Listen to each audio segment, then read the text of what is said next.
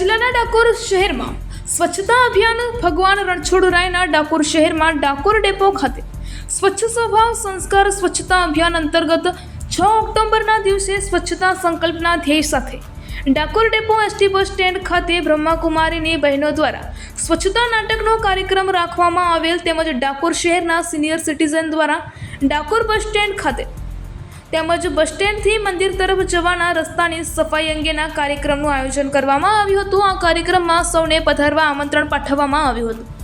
બહુ મોટી સંખ્યામાં ડાકોરના પ્રજાજનો, આગેવાનો, વડીલો, યુવાનો, મહિલાઓ, બ્રહ્માકુમારી, નીતાબેન, અર્પિતાબેન તથા સેવાકીય સંસ્થા સાથે જોડાયેલા મહાનુભાવોની ઉપસ્થિતિમાં સ્વચ્છતા સફાઈ કાર્યક્રમ રાખવામાં આવ્યો હતો। આ કાર્યક્રમમાં મહાનુભાવોનું સ્વાગત સન્માન પુષ્પગુચ્છ આપી કરવામાં આવ્યું હતું।